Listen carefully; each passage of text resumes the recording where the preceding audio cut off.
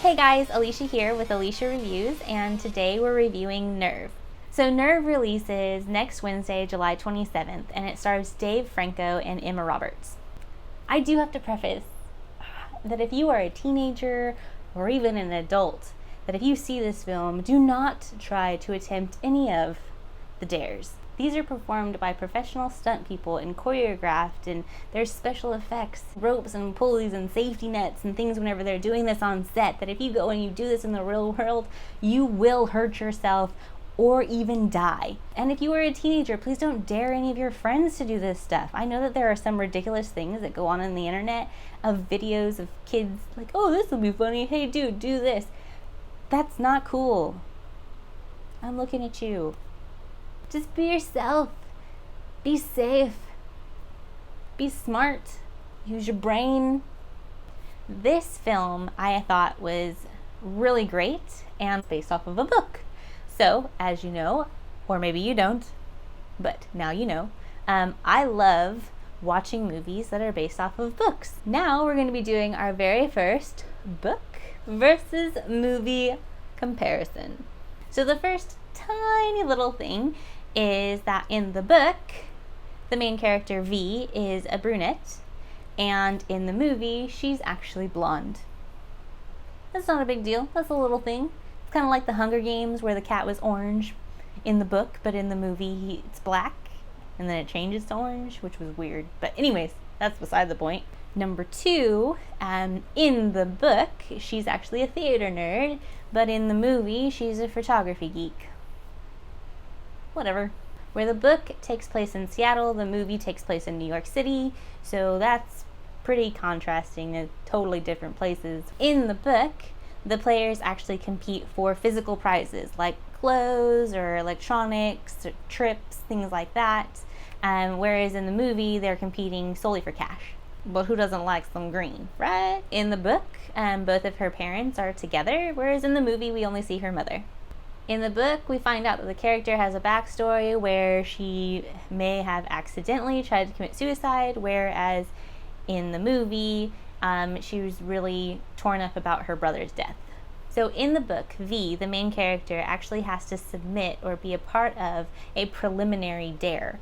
And then from there, she would be selected from a pool of people to compete for the grand prize. In the movie, V kind of jumps right in and she starts doing the dares and is automatically sucked into the game. In the book, there's a dare that she has to do where she has to get someone to pay her money for her services in a seedy part of town that went into that sketchy sexual area. That's one thing that the book touched on, was the sexualization in our world and our culture, whereas the movie did not. So in the book, every player is actually teamed up with another player to complete their dares.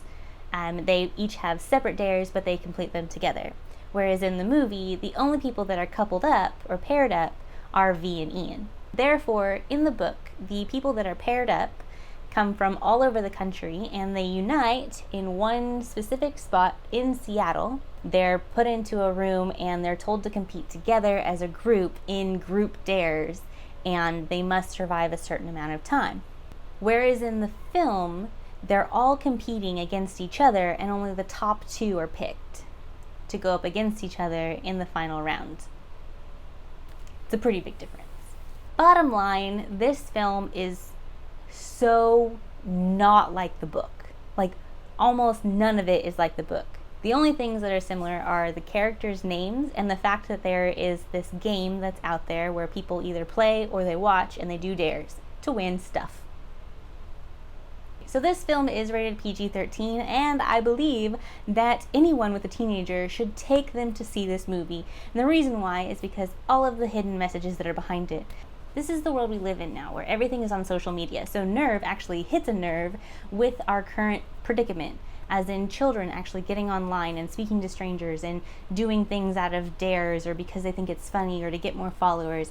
And that's exactly what this movie points to, is the problem that is the internet and social media and everything that's going on. When I was growing up, we had to worry about being bullied and peer pressure just from the people we saw at school.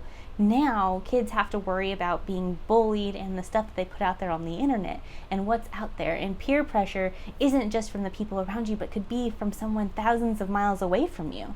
This film is basically like YouTube meets the Hunger Games. They get together and they compete against each other for the most followers and to get the most money, and that's exactly what we do in the real world. Okay, so enough about the serious stuff. So what did I think about this film? One thing I really enjoyed about the movie was seeing some of the people that were in it that I didn't know were in it before I went to go see it. So if you are a fan of Orange is the New Black on Netflix, then you will recognize these two people. So the whole time when I was watching it, it was kind of a surprise to me because I was like, oh my gosh, she's in Orange is the New Black. And then later on down the movie, I'm like, oh my gosh, she's in Orange is the New Black. And I was just a little excited. I really enjoyed the fact that the writers and directors took a different approach to how the book was done. It was very enjoyable. It was relatable. I really like the editing and the camera work for this because they didn't just use the regular camera, this is what our characters are feeling. They actually used what the viewers, the watchers, are seeing. They took their, they took like cell phone-esque type footage and put it in their GoPro type stuff. That's all in there. So it makes it very interesting because you're kind of toggled between, oh, is this what our characters are seeing or this is what our watchers are seeing, and how it impacts the character. So this movie doesn't come out until Wednesday, July 27th, but I think it's a must-see. It's a little bit of a thriller, but it's rated PG-13, so you can take your child to see it. I would suggest that if you have a middle school or high school age child, to take them to that. It's very entertaining and they'll laugh and I think they'll really like it, but there's also a hidden message under there that I think that parents will appreciate. So out of 5 stars, I give this film a 4.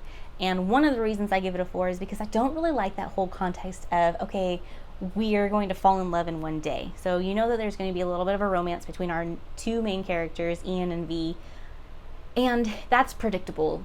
But I don't agree with that because 1, they're in high school. 2, it's not realistic that you just meet somebody and fall in love in a day. That doesn't really happen. And then relationships that start with such high adrenaline circumstances don't ever work out. I mean, look at Sandra Bullock in Speed. In Speed 2, she wasn't with the same guy. As always, if you enjoyed this review, don't forget to like it, subscribe, and share. We'll see you guys next time for another Alicia Reviews. Have a good day. Bye!